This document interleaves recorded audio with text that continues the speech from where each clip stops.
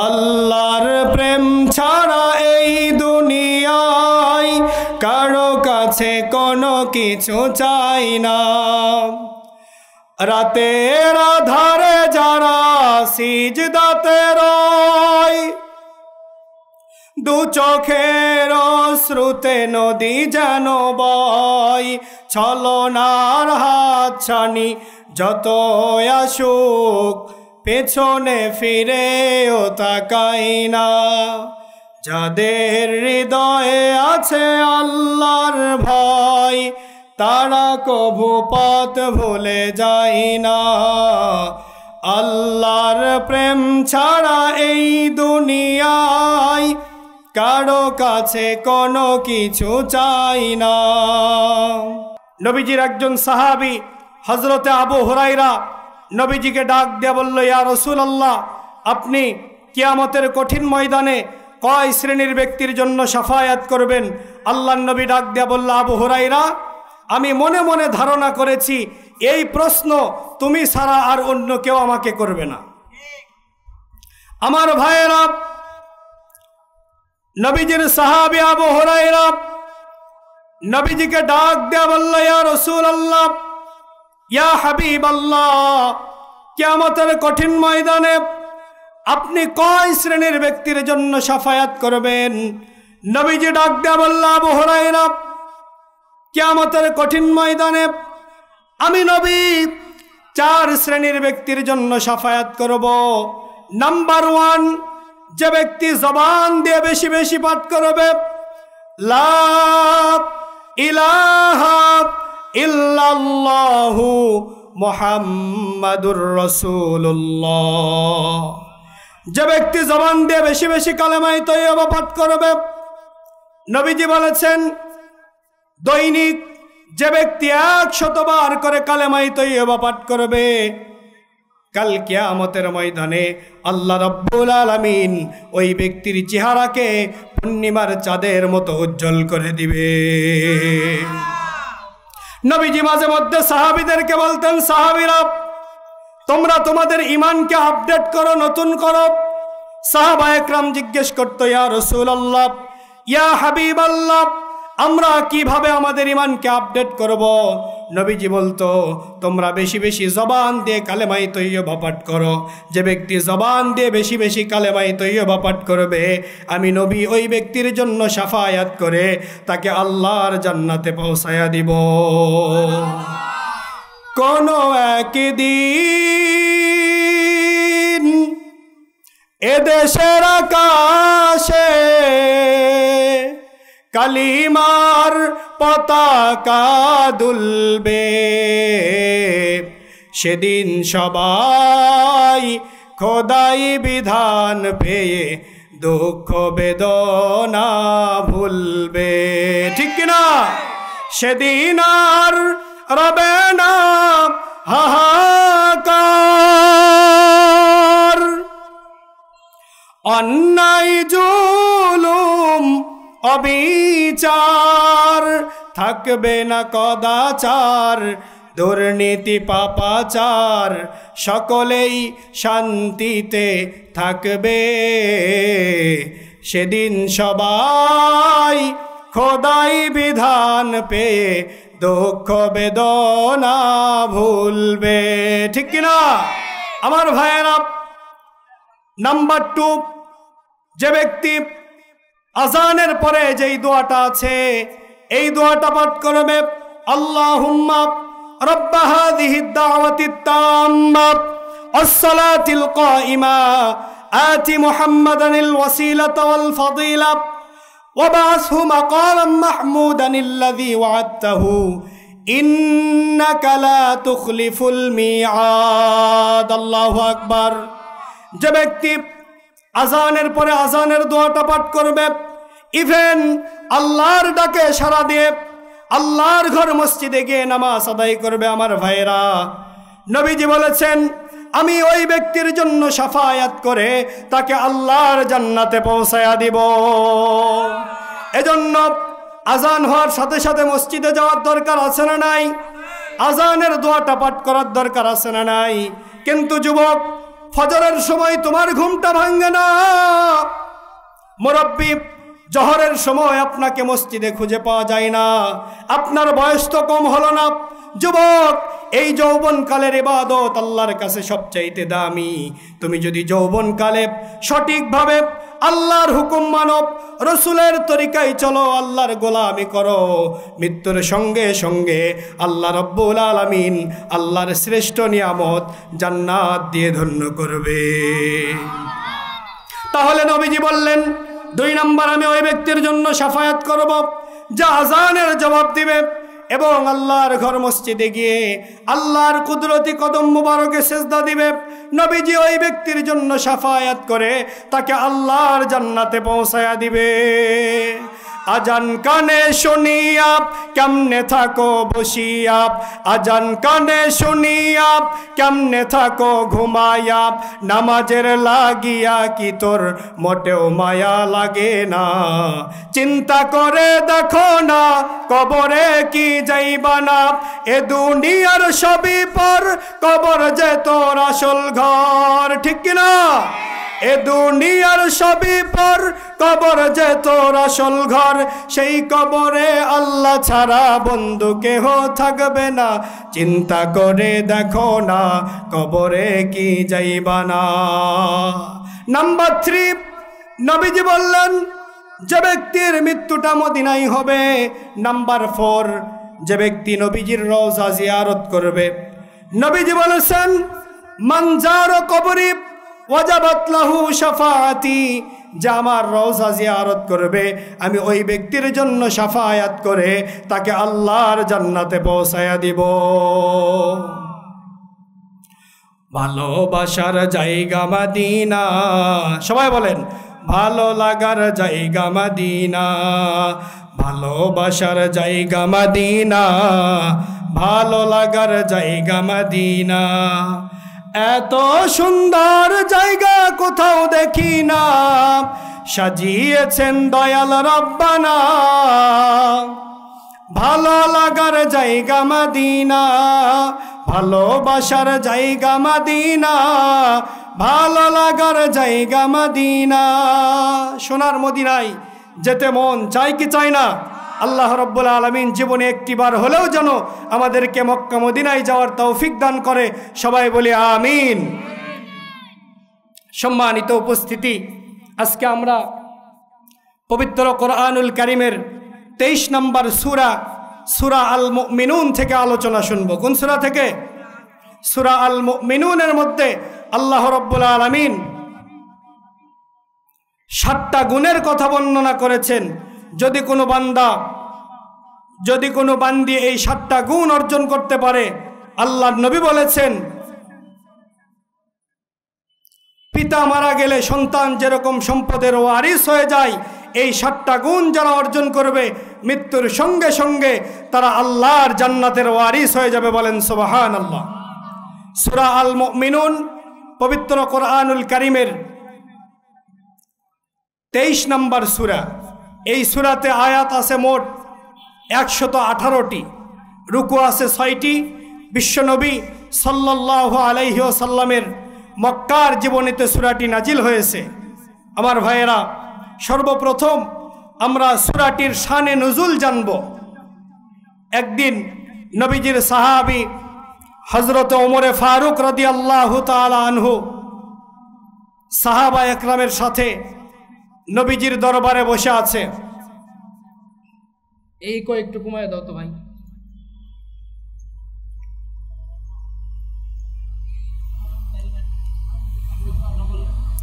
আমার ভাইয়েরা, যে কথা বলতেছিলাম, একটু রিভাব থাকলে হালকা রিভাব দাও, সাউন্ড না বাড়ায় দাও, ইয়া দিও না, ইকো দিও না। রিভাব থাকলে রিভাব দাও, সাউন্ড একটু বাড়ায় দাও। যে কথা বলতেছিলাম, নবীজির সাহাবী হযরত ওমর ফারুক রাদিয়াল্লাহু তাআলা আনহু সহ কয়েকজন সাহাবী নবীজির দরবারে বসে আছে। এমন সময় সাহাবীরা নবীজির চেহারার দিকে তাকায়া দেখে নবীজির চেহারার চতুর সাইডে মৌমাছির মতো গুনগুন আওয়াজ শোনা যাচ্ছে। বলেন আল্লাহু আকবার। নবীজির চেহারাটা ঘেমে যাচ্ছিল। সাহাবা একরাম মনে মনে ধারণা করছে যে মনে হয় নবীজির উপরে ওহির বাণী নাজিল হচ্ছে। আমার ভাইয়েরা, কিছুক্ষণ পরে আল্লাহর নবী, বিশ্ব নবী জনাবে মুহাম্মদুর রাসূলুল্লাহ সাল্লাল্লাহু আলাইহি ওয়াসাল্লাম সাহাবীদেরকে ডাক দেয়া বলল, সাহাবীরা রে, এই মুহূর্তে ফেরেশতা জিবরাইল আমার কাছে এসেছিল, সূরা আল মুমিনুনের 10টা আয়াত আমার উপরে নাজিল করলো। এই 10টা আয়াতের মধ্যে আল্লাহ রাব্বুল আলামিন 7টা গুণের কথা বর্ণনা করেছেন। যদি কোনো ইমানদার বান্দা বান্দি এই 7টা গুণ অর্জন করতে পারে, আল্লাহ রাব্বুল আলামিন মৃত্যুর সঙ্গে সঙ্গে তাদেরকে জান্নাতের ওয়ারিস বানায়া দিবে। আমার ভাইয়েরা, আল্লাহ রাব্বুল আলামিন বলেন, قد أفلح المؤمنون الذين هم في صلاتهم خاشعون।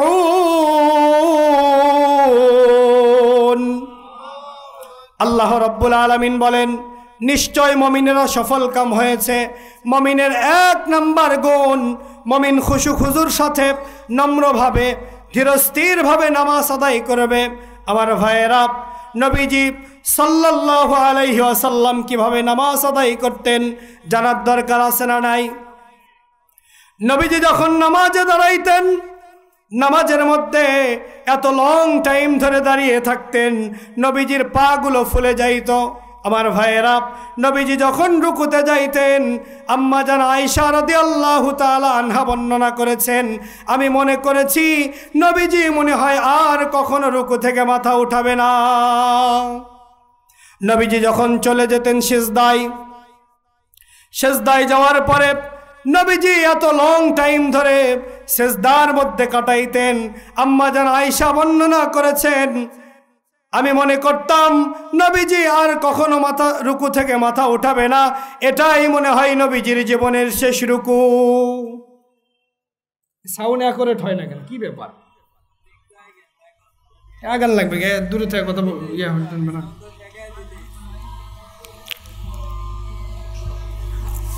ভিতরে আছে, মাইকের আছে, হরেন আছে, এইদিকে থাকলে বক্সগুলো বন্ধ করে দাও, দিয়ে মাইকের হরেনগুলো এইদিক দাও, বক্স বন্ধ করে দাও।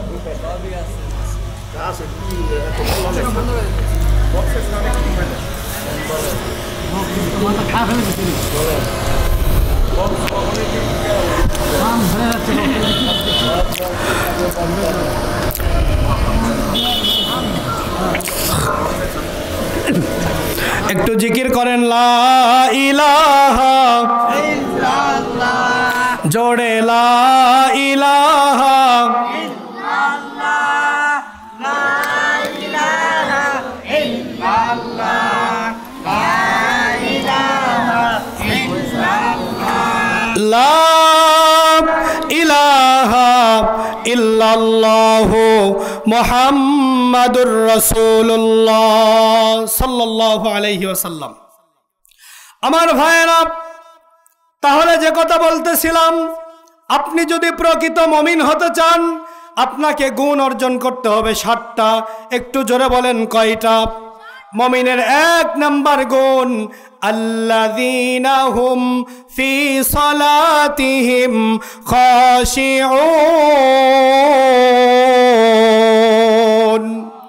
মুমিন খুশু খুজুর সাথে ধীরস্থির ভাবে নম্রতার সাথে নামাজ আদায় করবে। নবীজি যখন নামাজে দাঁড়িয়ে যেতেন, এত লং টাইম ধরে নবীজি নামাজের মধ্যে কিয়াম করতেন, নবীজির পা মোবারকগুলো ফুলে যাইত। নবীজি যখন রুকুতে যাইতেন, আম্মা জান আয়েশা বর্ণনা করেছেন, আমি মনে করেছি নবীজি আর কোনোদিন রুকু থেকে মাথা উঠাবে না। নবীজি যখন চলে যেতেন সিজদায় যাওয়ার পরে এত লং টাইম ধরে সিজদার মধ্যে কাটাইতেন। আম্মা জান আয়েশা রাদিয়াল্লাহু তাআলা আনহা বর্ণনা করেছেন, আমি মনে করতাম নবীজি ইন্তেকাল করেছে, নবীজি আর কোনোদিন মনে হয় সিজদা থেকে মাথা উঠাবে না। আমার ভাইয়েরা, তাহলে নবীজি যেভাবে নামাজ আদায় করেছে, সাহাবায়ে কেরাম যেভাবে নামাজ আদায় করেছে, এইভাবে নামাজ আদায় করার দরকার আছে না নাই? আজকে আমাদের নামাজ আর সাহাবীদের নামাজ আর নবীজির নামাজের মধ্যে পার্থক্য আছে না নাই? জোরে বলেন, আছে না নাই? নবীজি বলেছেন, আস-সালাতু মি'রাজুল মুমিনিন, এই নামাজটাই হচ্ছে মুমিনদের জন্য মেরাজ। বলেন না সুবহানাল্লাহ। আল্লাহর নবী, বিশ্ব নবী জনাবে মুহাম্মদুর রাসূলুল্লাহ সাল্লাল্লাহু আলাইহি ওয়াসাল্লাম এই রজব মাসে আল্লাহর সঙ্গে সাক্ষাৎ করার জন্য মেরাজে গিয়েছিলেন। আল্লাহর সঙ্গে সরাসরি সাক্ষাৎ করেছেন। আমার ভাইয়েরা, আপনি আমি ইচ্ছা করলেই আল্লাহ রব্বুল আলামিনের সঙ্গে সরাসরি সাক্ষাৎ করতে পারবো, কিন্তু যদি আপনি 5 ওয়াক্ত নামাজ সময় মতো গুরুত্ব সহকারে আদায় করেন, নবীজি বলেছেন আস-সালাতু মি'রাজুল মুমিনিন, এই নামাজটা একজন মুমিন বান্দার জন্য মেরাজ। খুশু খুজুর সাথে যদি আপনি নামাজ আদায় করেন, তাহলে নামাজের মধ্যে আল্লাহর সঙ্গে আপনার দিদার হয়ে যাবে। বুখারীর বর্ণনা এসেছে, নবীজি বলেন আনতা আবুদুল্লাহা কাআন্নাকা তারাহু ফাইল্লাম তাকুন তারাহু ফাইন্নাহু ইয়ারাকা, রাওয়াহুল বুখারী। নবীজি বলেছেন, তোমরা এমনভাবে নামাজ আদায় করবে, মনে করবে তোমরা আল্লাহ রব্বুল আলামিনকে দেখছো।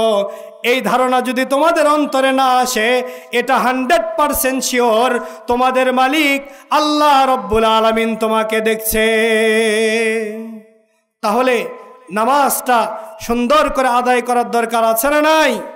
খুশু খুজুর সাথে নামাজের মধ্যে যখন দাঁড়াবো, কোনো চিন্তা ভাবনা মাথার মেমোরির মধ্যে নিয়ে আসা যাবে? আজকে আমাদের নামাজের মধ্যে মন টিকে না, মসজিদের মধ্যে গেলেই ছটফটানি শুরু হয়, ঠিক কিনা বলেন? নামাজের মধ্যে যাওয়ার পরে একবার ঘড়ির দিকে তাকাই, আরেকবার ব্যবসার চিন্তা করি, আরেকবার জমিতে এবার ধান 2 মণ কম হয়েছে ওই চিন্তা করি। বিভিন্ন চিন্তা ভাবনা নামাজের মধ্যে আসে না নাই? আমার ভাইয়েরা, আল্লাহর নবী, বিশ্ব নবী যখন চলে গেলেন মেরাজে, মেরাজে যাওয়ার পরে নবীজি যখন জান্নাত ভ্রমণ করার জন্য জান্নাতের মধ্যে ঢুকলেন, জান্নাতে যাওয়ার পরে নবীজি কার যেন জুতার শব্দ শুনতে পেলেন। ফেরেশতা জিবরাইলকে ডাক দেয়া বলছে, ভাই জিবরাইল, কার জুতার আওয়াজ শোনা যায়? জিবরাইল আলাইহিস সালাম ডাক দেয়া বলছে, ইয়া রাসূলুল্লাহ, ইয়া হাবিবাল্লাহ, ওইটা আপনার সাহাবী, আপনার কালো সাহাবী বেলালের জুতার আওয়াজ শোনা যায়। নবীজি ডাক দেয়া বলল, জিবরাইল, বেলাল তো এখনো জীবিত, তাহলে বেলালের জুতার শব্দ জান্নাতের মধ্যে কিভাবে শোনা যায়? জিবরাইল ডাক দেয়া বলল, ইয়া রাসূলুল্লাহ, ইয়া হাবিবাল্লাহ, হযরত বেলাল দৈনিক ছোট্ট একটা আমল করে, এই আমল আল্লাহর কাছে এত বেশি পছন্দ হয়েছে, আল্লাহ রাব্বুল আলামিন একজন ফেরেশতাকে বেলালের সূরত দিয়া জান্নাতের মধ্যে প্রদর্শন করাচ্ছে। নবীজি যখন দুনিয়াতে আসলেন, আসার পরে কালো চেহারাওয়ালা বেলালকে ডাক দেয়া বলল, বেলাল, তুমি কি এমন আমল করো বলো? তোমার জীবনে কোনো স্পেশাল আমল আছে নাকি রে বেলাল? হযরতে বেলাল ডাক দেয়া বলছে, ইয়া রাসূলুল্লাহ, ইয়া হাবিবাল্লাহ, আমি তো তেমন স্পেশাল কোনো আমল করি না, তবে ছোট্ট একটা আমল আমি প্রত্যেক দিন করি। আমলটা হচ্ছে, আমি যখনই ওযু করি, ওযু করার সঙ্গে সঙ্গে আমি 2 রাকাত তাহিয়াতুল ওযুর নামাজ আদায় করি, আর আমি বেলাল সব সময় ওযু অবস্থায় থাকার চেষ্টা করি। আমার ভাইয়েরা, নবীজি সাল্লাল্লাহু আলাইহি ওয়াসাল্লাম কালো চেহারাওয়ালা বেলালকে ডাক দেয়া বলল, বেলাল, এই আমলটা আল্লাহ রব্বুল আলামিনের কাছে এত বেশি পছন্দ হয়েছে, এই আমলের কারণে আল্লাহ রব্বুল আলামিন তুমি কালো বেলালকে সবার আগে জান্নাত দিবে। হযরতে বেলাল খুশি হয়ে গেলেন, ডাক দেয়া বলল, ইয়া রাসূলুল্লাহ, ইয়া হাবিবাল্লাহ, আপনার যেই সাহাবী আছে, এই সাহাবীদের আগেও আমি জান্নাতে যাব নাকি? নবীজি বলল, হ্যাঁ, আল্লাহ রব্বুল আলামিন তোমার ছোট্ট আমলটাকে এত বেশি পছন্দ করেছে, সমস্ত সাহাবীর আগে আল্লাহ রব্বুল আলামিন তোমাকে জান্নাত দিবে। একবার নবীজি সাহাবীদেরকে ডাক দেয়া বলল, সাহাবীরা, তোমরা তাবুকের যুদ্ধের জন্য দান করো। নবীজির ডবল জামাই হযরতে ওসমান রাদিয়াল্লাহু তাআলা আনহু তিনার সম্পদকে 4 ভাগ করলেন। করার পরে 1 ভাগ তাবুকের যুদ্ধের জন্য দান করে দিলেন আমার ভাইরা। এরপরে নবীজির সাহাবী হযরতে ওমর রাদিয়াল্লাহু তাআলা আনহু সম্পদকে 2 ভাগ করলেন। 2 ভাগ করার পরে 1 ভাগ তাবুকের যুদ্ধের জন্য দান করে দিলেন। এবার নবীজির সাহাবী হযরতে আবু বকর সিদ্দিক রাদিয়াল্লাহু তাআলা আনহু তাবুকের যুদ্ধের জন্য সামর্থ্য অনুযায়ী দান করলেন। নবীজি হযরতে ওমরকে ডাক দেয়া বলল, ওমর তুমি কি দান করেছ? হযরতে ওমর বলল, ইয়া রাসূলুল্লাহ, ইয়া হাবিবাল্লাহ, আমি আমার সম্পদকে 2 ভাগ করেছি, করার পরে 1 ভাগ তাবুকের যুদ্ধের জন্য দান করেছি। ওসমানকে ডাক দেয়া বলছে, ওসমান তুমি তাবুকের যুদ্ধের জন্য কি দান করেছ? হযরতে ওসমান বলছে, আমার সম্পদকে 4 ভাগ করার পরে আমি 1 ভাগ তাবুকের যুদ্ধের জন্য দান করেছি। এবার হযরতে আবু বকরকে নবীজি বললেন না, আবু বকর তুমি কি দান করেছ? নবীজি আবু বকরকে ডাক দেয়া বলছে, আবু বকর তুমি বলো তুমি বাসায় কি রেখে এসেছো? এবার আবু বকর ডাক দেয়া বলে, ইয়া রাসূলুল্লাহ, ইয়া হাবিবাল্লাহ, নবী গো, আমি বাড়িতে যা কিছু ছিল, জাগতিক সম্পদ বলতে যা কিছু বুঝাই, আমি সব কিছু তাবুকের যুদ্ধের জন্য দান করে দিয়েছি। শুধু আমার বাড়িতে আমি আল্লাহ এবং আল্লাহর রাসূলকে রেখে এসেছি। হযরতে বেলাল নবীজিকে ডাক দেয়া বলল, ইয়া রাসূলুল্লাহ, আপনার সাহাবী আবু বকরের আগেও আমি জান্নাতে যাব নাকি? নবীজি বলল, বেলাল, আল্লাহ রাব্বুল আলামিন তোমাকে সমস্ত সাহাবীর আগে জান্নাত দিবে। হযরতে বেলাল আরো আশ্চর্য হয়ে গেল, ডাক দেয়া বলছে, ইয়া রাসূলুল্লাহ, ইয়া হাবিবাল্লাহ, আপনি যদি বেয়াদবি মনে না করেন আরেকটা প্রশ্ন আপনাকে করতে চাই, আমি বেলাল আপনি নবীর আগেও জান্নাতে যাব নাকি?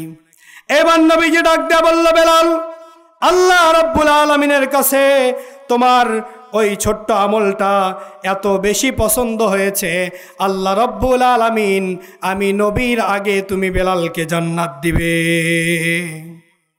আরেকটু জোরে বলেন সুবহানাল্লাহ। আপনাদের কি মন খারাপ? শেষ করে দিব? কথা বলেন না কেন? আমার ভাইয়েরা, এবার হযরতে বেলাল ডাক দিয়ে বলল, ইয়া রাসূলুল্লাহ, ইয়া হাবিবাল্লাহ, আমি কিভাবে আপনার আগে জান্নাতে যাব আমি জানতে চাই, আপনাদের জানতে মন চাই কিনা? নবীজি ডাক দিয়ে বলল, বেলাল, আমি উটের পিঠে সওয়ার হয়ে জান্নাতে যাব, আর উটের লাগাম ধরে তুমি বেলাল টেনে নিয়ে যাবে। সমস্ত নবীরা জান্নাতের গেটে নক করবে। হযরতে মূসা আলাইহিস সালাম নক করবে, হযরতে ঈসা আলাইহিস সালাম নক করবে। কারো জন্য জান্নাতের দরজা খুলে দেওয়া হবে না। আমি নবী যখন জান্নাতের গেটে যাব, তুমি বেলাল উটের রশি টেনে টেনে জান্নাতের গেটে নিয়ে যাবে। নিয়ে যাওয়ার পরে তুমি কোনো কথা বলবে না। আমি যখন দরজায় নক করব, ভিতর থেকে যখন আওয়াজ আসবে, মান আনতা, কে তুমি? আমি বলবো, আনা মুহাম্মাদুর রাসূলুল্লাহ সাল্লাল্লাহু আলাইহি ওয়াসাল্লাম।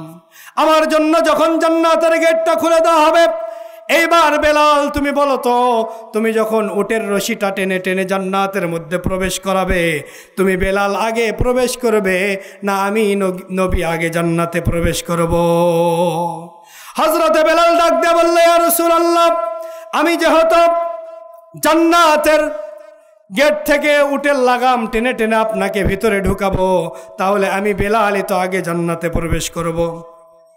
আমার ভাইয়েরা, তাহলে এই ছোট্ট একটা আমল, হযরতে বেলালের ছোট্ট একটা আমল আল্লাহ রাব্বুল আলামিনের কাছে এত বেশি পছন্দ হয়েছে, এই আমলের কারণে আল্লাহ রাব্বুল আলামিন হযরতে বেলালকে সবার আগে জান্নাতে দিবে। তাহলে এই ছোট্ট একটা আমল, যখনই আমরা ওযু করব, ওযু করার পরে আমরা চেষ্টা করব 2 রাকাত তাহিয়াতুল ওযুর নামাজ আদায় করার জন্য। করব তো ইনশাআল্লাহ? আর সব সময় চেষ্টা করব ওযু অবস্থায় থাকার জন্য। কি অবস্থায়?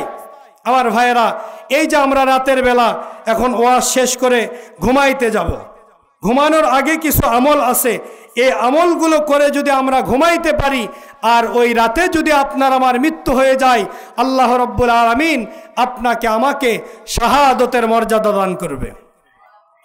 এক নম্বর আমল, আপনি যখন বেডে যাবেন, শোয়ার জন্য বিছানায় যাবেন, আপনাকে পবিত্রতা অর্জন করতে হবে, ওযু করে বিছানায় যেতে হবে। 2 নম্বর, ঘুমানোর যেই দোয়াটা আছে, আল্লাহুম্মা বিসমিকা আমুতু ওয়া আহইয়া, এই দোয়াটা পাঠ করতে হবে। 3 নম্বর, আয়াতুল কুরসি এবং সূরাতুল বাকারার শেষ 2টা আয়াত আমরা পাঠ করার চেষ্টা করব ঘুমানোর আগে। 4 নম্বর, সূরাতুল ফাতিহা এবং সূরাতুল কাফিরুন পাঠ করার চেষ্টা করব, বলি ইনশাআল্লাহ। 5 নম্বর, সূরা ইখলাস, সূরা নাস এবং সূরা ফালাক, এই 3টা সূরা আমরা 3 বার করে পাঠ করার চেষ্টা করব। কয়বার? 3 বার। 6 নম্বর, 33 বার সুবহানাল্লাহ, 33 বার আলহামদুলিল্লাহ, 34 বার আল্লাহু আকবার পাঠ করার চেষ্টা করব।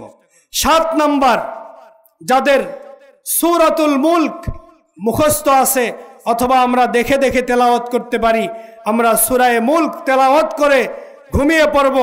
নবীজি বলেছেন, এই 7টা আমল যদি কোনো ইমানদার বান্দা করে ঘুমাইতে পারে, ওই রাতে যদি ওই ব্যক্তি মারা যায়, আল্লাহ রাব্বুল আলামিন ওই ব্যক্তিকে শাহাদতের মৃত্যু দান করবে, বলেন সুবহানাল্লাহ।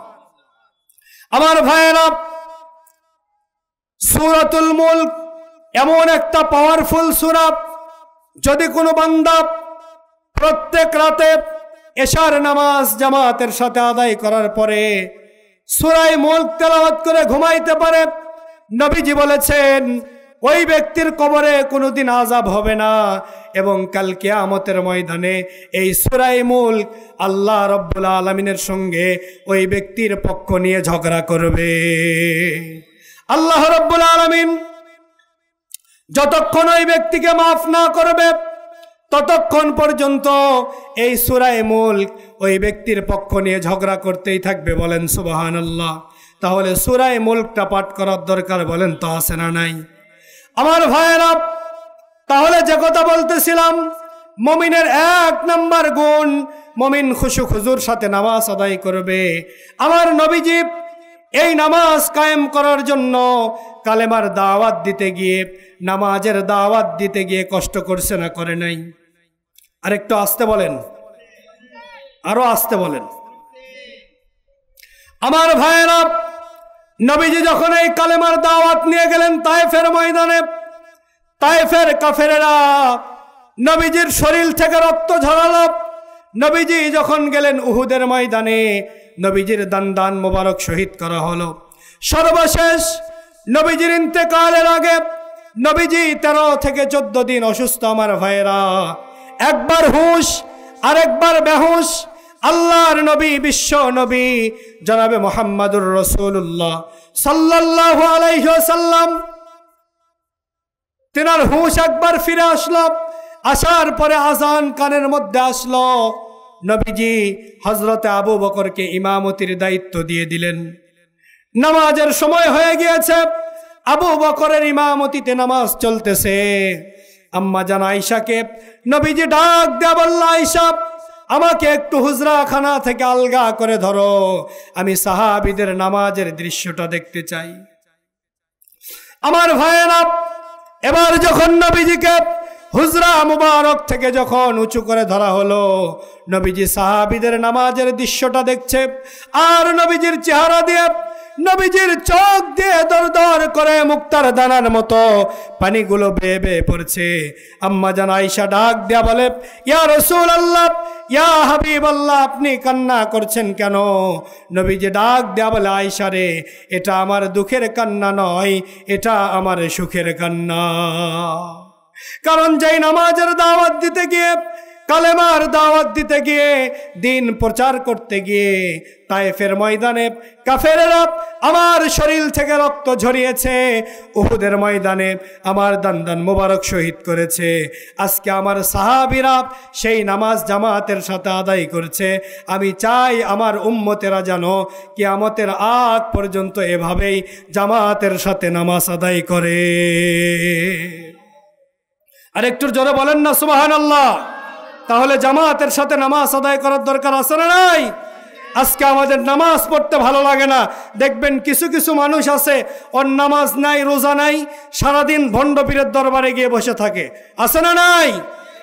আবার কি জিকির বলবো, বলে খাজার নামে মাজার গড়ে দেখাই তারা খাজার শান, খাজার নামে মাজার গড়ে দেখাই তারা খাজার শান, রাতে করে ভণ্ডামি আর দিনে মারে গাজাই টান। আবার দেখবেন কিছু কিছু মানুষ আছে বলে গাউসে আজম গাউসে পাক, নামাজ রোজা সব মাপ। ঠিক কিনা বলেন? নামাজ কোনোদিন মাপ হতে পারে? আল্লাহ রাব্বুল আলামিন পবিত্র কোরআনুল কারীমের মধ্যে ইরশাদ করেন, ইন্নাস সালাতা কানাত আলাল মুমিনিনা কিতাবাম মাওকুতা, নিশ্চয় আমি মুমিন বান্দা বান্দীদের উপরে নির্দিষ্ট টাইমে 5 ওয়াক্ত নামাজ ফরজ করে দিয়েছি। কয় ওয়াক্ত? কিন্তু দেখবেন কিছু কিছু মানুষ আছে ওরা 5 ওয়াক্ত নামাজ পড়ে না, শুধু শুক্রবার দিন আসে। ঠিক কিনা বলেন? আবার মাঝে মধ্যে শুক্রবারেও মিস করে। অরিজিনাল মুসল্লি হলো তারা 5 ওয়াক্ত নামাজ জামাতের সাথে আদায় করে যারা। ঠিক কিনা? আগের জামানায় মসজিদগুলো ছিল কাঁচা, কিন্তু মানুষের ঈমান ছিল পাকা। দিন দিন মসজিদগুলো হচ্ছে টাইলস করা, আর মানুষের ঈমান হয়ে যাচ্ছে কাঁচা। ঠিক কিনা? তাহলে ঈমানটা মজবুত করার দরকার আছে না নাই?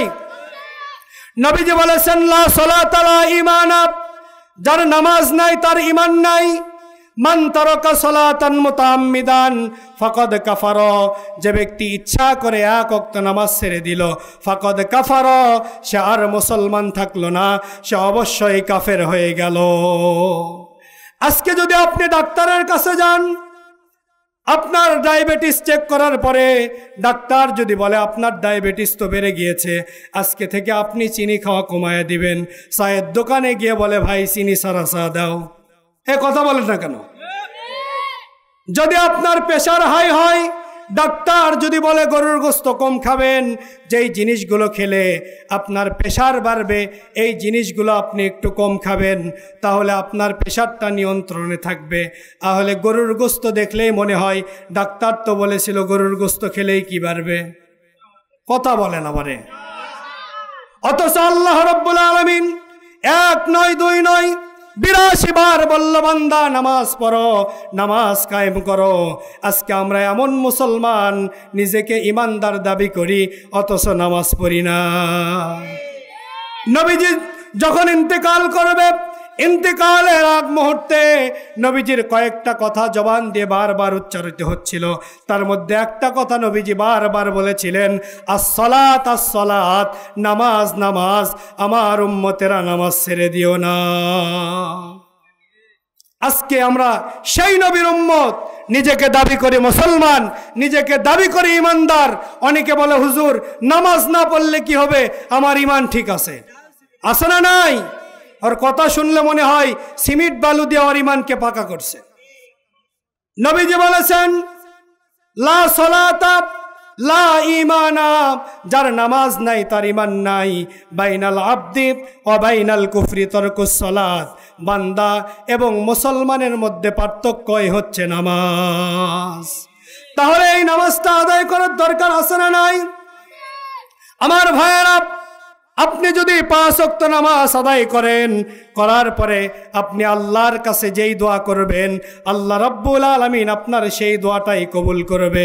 কিন্তু নামাজ না পড়ে কিয়ামতের আগ পর্যন্ত যদি আপনি দোয়া করেন, একটা দোয়াও আল্লাহর দরবারে কবুল হবে? আরো জোরে বলেন। আমার ভাইয়েরা,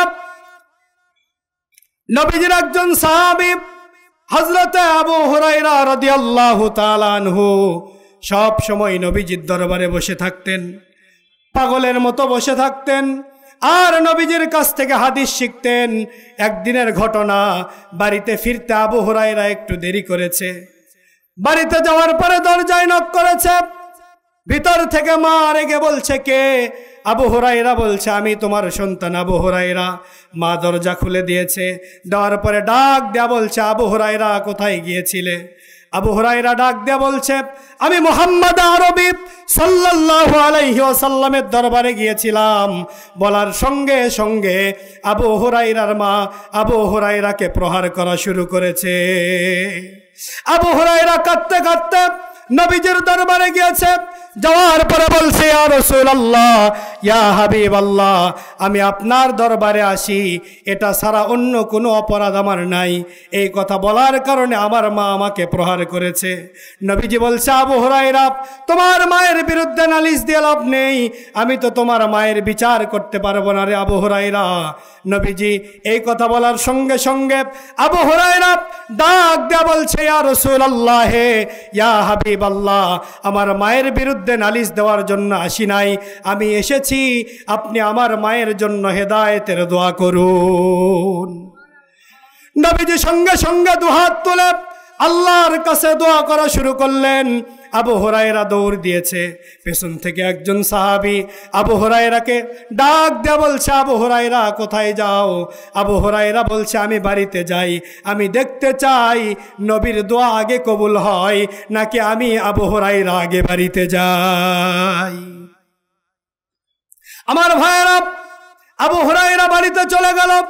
যাওয়ার পরে দরজায় নক করলো, মায়ের আওয়াজটা একটু নিম্ন হয়েছে, মা দরজাটা খুলে দিয়েছে, ডাক দেয়া বলছে, বাবা আবু হুরায়রা, আমি তো বুঝতে পারি নাই, আমি না বুঝে তোমাকে প্রহার করেছি, আমি গোসল করে রেডি হয়ে আছি, আমি কালেমা পরে মুসলমান হতে চাই, আমি আর দেরি করতে চাই না, তুমি চলো আমাকে মুহাম্মাদে আরবি সাল্লাল্লাহু আলাইহি ওয়াসাল্লামের দরবারে নিয়ে চলো।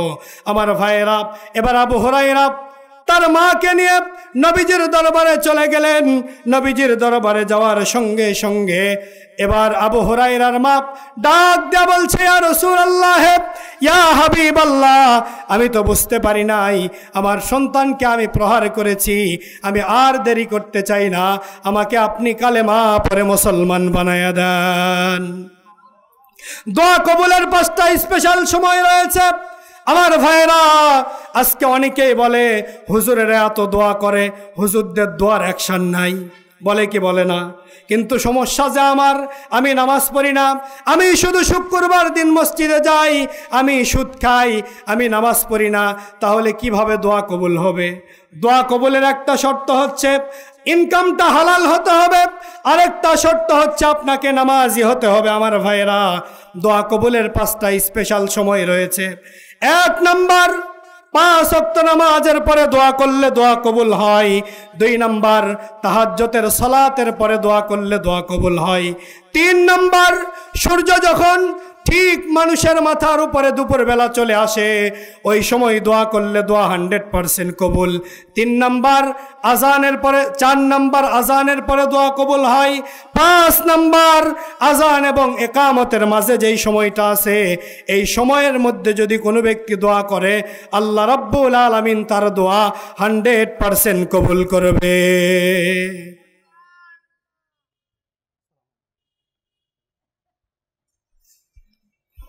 আমার ভাইয়েরা, যেহেতু হুজুর এসেছে, আমার আলোচনা ইনশাল্লাহ 2-4 মিনিটের মধ্যে সমাপ্ত করে দিব। তাহলে যে কথা বলতেছিলাম, মুমিন হতে গেলে আমাদেরকে গুণ অর্জন করতে হবে কয়টা? 2 নাম্বার গুণ অর্জন করতে হবে, ওয়াল্লাযীনা হুম আনিল লাগবি মুরিদুন। 2 নাম্বার, অশ্লীল কথা, বাজে কথা বলা থেকে জবানকে বিরত রাখতে হবে। আপনি জবান দিয়ে যা ইচ্ছা তাই বলতে পারবেন, কথা বলার আগে চিন্তা করে কথা বলতে হবে। জবান দিয়ে মানুষের গীবত করা যাবে না, মানুষকে গালি দেওয়া যাবে না, জবান দিয়ে কটু কথা বলে মানুষকে কষ্ট দেওয়া যাবে না, ঠিক কিনা? কিন্তু আপনারা দেখেছেন এই 16-17 বছর ধরে আওয়ামী লীগের সাধারণ সম্পাদক ওবায়দুল কাদের মাঝে মধ্যে জবান দিয়ে মানুষকে কষ্ট দিত কিনা? কথা বলে না, মাঝে মধ্যে বলতো, ফখরুল সাহেব ভালো হয়ে যান, মির্জা ফখরুলের মন খারাপ, পদ্মা সেতু হয়ে গেল। বলেন তো দেখি, এই কথাগুলো বলে সে মানুষকে কষ্ট দিয়েছে কি দেয় নাই? আবার মাঝে মধ্যে বলতো, ভালো হয়ে যাও মাসুদ, ভালো হয়ে যাও মাসুদ, তুমি এই কথা কে বলবে আর, পালিয়ে গেছে কাউয়া কাদের, কেউ জানে না খবর তার, ঠিক কিনা? ফকরুল সাহেব কাউয়া কাদের আপনার বাসায় গেছেনি, ঠাকুর গায়ের বাসায় আপনি থাকতে তারে দিছেননি।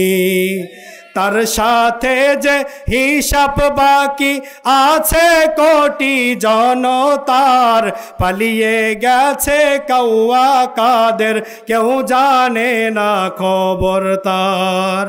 আমার ভাইরা, তাহলে 2 নাম্বার কথা বলার আগে জবানে লাগাম লাগাইতে হবে। 3 নাম্বার ওয়াল্লাযীনা হুম লিয-যাকাতি ফাইলুন, যারা মুমিন হবে তারা হিসাব করে যাকাত আদায় করবে, ঠিক কিনা?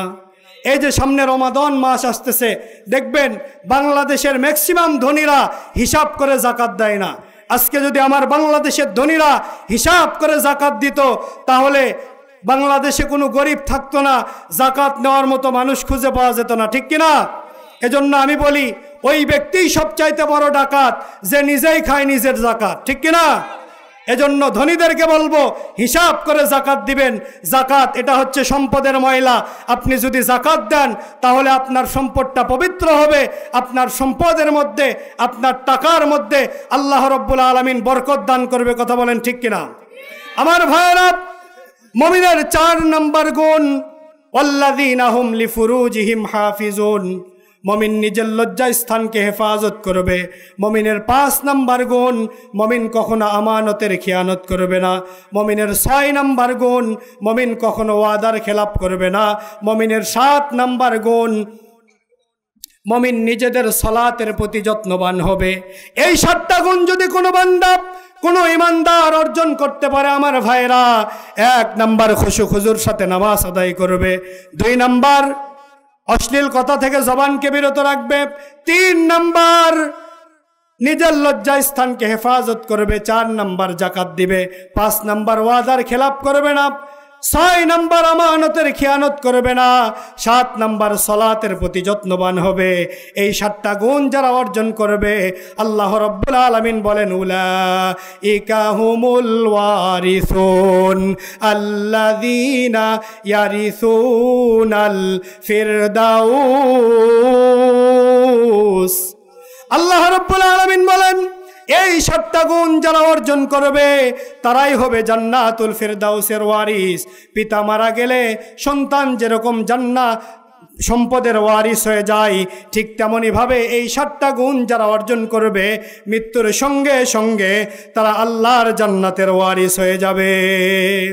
আমার ভাইয়েরা, নাস্তিকেরা মুসলমানদেরকে নামাজ থেকে দূরে সরে রাখার জন্য, দিন থেকে সরে রাখার জন্য মুসলমানদেরকে 5টা প্রশ্ন করল।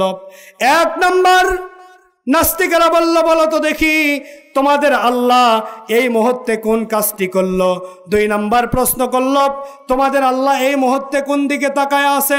3 নাম্বার প্রশ্ন করল, তোমাদের আল্লাহর আগে কে ছিল, পরে কে থাকবে। 4 নাম্বার প্রশ্ন করছে, তোমাদের আল্লাহ আছে এটা তোমরা বোঝো কিভাবে। 5 নাম্বার প্রশ্ন করছে, তোমাদের নবী যে মেরাজে গিয়েছিল, আসমানের কোন দরজা ভেদ করে মেরাজে গিয়েছিল। এই 5টা প্রশ্নের অ্যান্সার কোরআনেও নেই, হাদিসেও নেই। ওই জামানার ছোট্ট বালক, আমাদের মাযহাবের ইমাম নোমান বিন সাবেত, ছোট্ট বালক ডাক দেয়া বলছে, নাস্তিকেরা এই 5টা প্রশ্নের অ্যান্সার আমি দিতে পারবো, আল্লাহু আকবার বলেন। নোমান বিন সাবেত ডাক দেয়া বলছে, নাস্তিকেরা তোমরা আবার আমাকে প্রশ্ন করো, তবে তার আগে একটা শর্ত হচ্ছে, এই চেয়ারটা তোমাকে ছেড়ে দিতে হবে, কারণ তোমরা স্টুডেন্ট হয়ে প্রশ্ন করবে, আমি টিচার হয়ে তোমাদের প্রশ্নের অ্যান্সার দিব। এবার 1 নাম্বার প্রশ্ন করছে, নোমান বিন সাবেত বলো তো দেখি তোমাদের আল্লাহ এই মুহূর্তে কোন কাজটি করলো। নোমান বিন সাবেত আমাদের মাযহাবের ইমাম, ইমামে আজম আবু হানিফা, নাস্তিককে ডাক দেয়া বলছে, নাস্তিক এত কিছু বোঝো, এই ছোট্ট একটা হিসাব বোঝো না। এই মুহূর্তে আমার আল্লাহ রব্বুল আলামিন তোমার মতো বেকুফকে, নাস্তিককে সম্মানের চেয়ার থেকে নামায়া দিয়া আমার মতো ছোট্ট বালক নোমান বিন সাবেতকে সম্মানের চেয়ারে বসায়া দিয়েছে। 2 নাম্বার প্রশ্ন করছে, তোমাদের আল্লাহ এই মুহূর্তে কোন দিকে তাকিয়ে আছে, আমেরিকার দিকে নাকি ইন্ডিয়ার দিকে নাকি পাকিস্তানের দিকে। এবার নোমান বিন সাবেত বলতেছে, একটা মোমবাতি জ্বালাও। মোমবাতি জ্বালানোর পরে নাস্তিকদেরকে বলছে, বলো তো দেখি মোমবাতির আলোটা কোন দিকে ঘুরছে, কোন দিকে তাকিয়ে আছে। নাস্তিকেরা বলছে মোমবাতির আলো তো চতুর্দিকে ছড়িয়ে আছে। নোমান বিন সাবেত বলছে, আমাদের আল্লাহ রব্বুল আলামিন 24 ঘন্টা সব দিকে তাকায় আছে এবং তিনি সব কিছু দেখতেছে। 3 নম্বর প্রশ্ন করছে, তোমাদের আল্লাহর আগে কে ছিল, পরে কে থাকবে? নোমান বিন সাবেত বলছে, একজন অঙ্কবিদকে নিয়ে আসো। একজন অঙ্কবিদকে নিয়ে আসার পরে বলছে, তুমি গণনা করো। গণনা করতে করতে এরকমভাবে 1 থেকে 100 পর্যন্ত গণনা করছে। এককের পরে দশক, দশকের পরে শতক, শতকের পরে হাজার, হাজারের পরে লক্ষ, লক্ষর পরে কোটি, কোটির পরে মিলিয়ন, মিলিয়নের পরে বিলিয়ন, এরকম গণনা করে শেষ করতে পারে না। এবার বলছে তুমি উল্টো দিকে গণনা করো। উল্টো দিকে গণনা করতে করতে 1 পর্যন্ত আসছে। আসার পরে বলতেছে 1-এর আগে তো কিছুই নাই। নোমান বিন সাবেত ছোট্ট মানুষ ডাক দেয়া বলছে, নাস্তিক, 1-এর আগে যেরকম কিছুই নাই, আমার আল্লাহর আগেও কেউ ছিল না। এবং তোমরা গণনা করতে করতে যেরকম কোনো দিন শেষ করতে পারবে না, আমার আল্লাহ এখন আছে, গততেও ছিল, আগামীতেও থাকবে। আমার আল্লাহ কোনো দিন নিঃশেষ হবে না। 4 নম্বর প্রশ্ন করছে, তোমাদের আল্লাহ আছে এটা তোমরা বোঝো কিভাবে? এবার নোমান বিন সাবেত সঙ্গে সঙ্গে নাস্তিককে একটা থাপ্পড় মারছে। মারার সঙ্গে সঙ্গে নাস্তিক ডাক দেয়া বলছে, নোমান, তুমি আমার গালে থাপ্পড় মারলে কেন? নোমান বিন সাবেত ডাক দেয়া বলছে, তোমার গালে কি কোনো দাগ উঠেছে? তোমার গাল কি কেটে গিয়েছে অথবা ফেটে গিয়েছে? নাস্তিক বলছে, না। তাহলে তুমি বুঝলে কিভাবে? নাস্তিক বলছে, আমি অনুভব করেছি তুমি আমাকে থাপ্পড় দিয়েছ। নোমান বিন সাবেত ছোট্ট মানুষ ডাক দেয়া বলছে, আমরাও অনুভব করে বুঝতে পারি এবং আমরা মনে প্রাণে বিশ্বাস করি আমাদের মালিক, আমাদের রব আল্লাহ একজন আছে। 5 নম্বর প্রশ্ন করছে, তোমাদের নবী যে মেরাজে গিয়েছিল, আসমানের কোন দরজা ভেদ করে মেরাজে গিয়েছিল? নোমান বিন সাবেত ডাক দেয়া বলছে, ছোট্ট একটা ডিম নিয়ে এসো। ডিম নিয়ে আসার পরে নাস্তিককে বলছে, আল্লাহ রব্বুল আলামিন এই ডিমের ভিতরে বাচ্চা ঢুকাই, এই ডিমের মধ্যে কি কোনো দরজা আছে? নাস্তিক বলছে, না। আল্লাহ রব্বুল আলামিন, নোমান বিন সাবেত ডাক দেয়া বলছে, আমার আল্লাহ রব্বুল আলামিন মেরাজের রাত্রে আল্লাহর কুদরতে মুহূর্তের মধ্যে 7 আসমান পাড়ি দিয়ে আমাদের নবীকে আল্লাহর বাড়ি আরশে আজিমে নিয়ে গিয়েছে। আমার ভাইয়েরা, এই নামাজ থেকে, এই মেরাজ থেকে সবচাইতে বড় শিক্ষা হলো নামাজ। রজব মাস থেকে আমাদেরকে সবচাইতে বড় যেই শিক্ষা নিতে হবে সেটা হচ্ছে নামাজ। এবং যুবকদেরকে বলবো, এই যৌবনকাল তোমাদের ইবাদত করার সময়, এই যৌবনকালে টিকটক না করে, লাইকি না করে, মেসেঞ্জারে চ্যাটিং না করে, টিকটক না করে টুকটাক আমল করো, পরকালে কাজে আসবে। ঠিক কিনা? আজকে যুবকেরা টিকটক করে, ছেলে মানুষ হয়ে মহিলা সাজে, হিজড়া সাজে, এরকম যুবক আছে না নাই? মেসেঞ্জারে চ্যাটিং করে, এরপরে ফ্রি ফায়ার খেলে নিজের জীবনটাকে শেষ করে দিচ্ছে। যুবক ভাইদেরকে অনুরোধ করব, আল্লাহর হুকুম মানো, রসুলের তরিকায় চলো, 5 ওয়াক্ত নামাজ পড়ো। যৌবনকালের হিসাব যদি সঠিকভাবে দিতে পারো, আল্লাহ রব্বুল আলামিন তোমাদেরকে আল্লাহর শ্রেষ্ঠ নিয়ামত জান্নাত দিয়ে ধন্য করবে। বলেন সুবহানাল্লাহ। আল্লাহ রব্বুল আলামিন আমাদের সবাইকে এই কথাগুলো বুঝে আমল করার মতো তৌফিক দান করুন। সকলে বলি আল্লাহুম্মা আমিন। ওয়া আখির দাওয়ানা আনিল হামদুলিল্লাহি রাব্বিল আলামিন। আসসালামু আলাইকুম ওয়া রাহমাতুল্লাহি ওয়া বারাকাতুহু।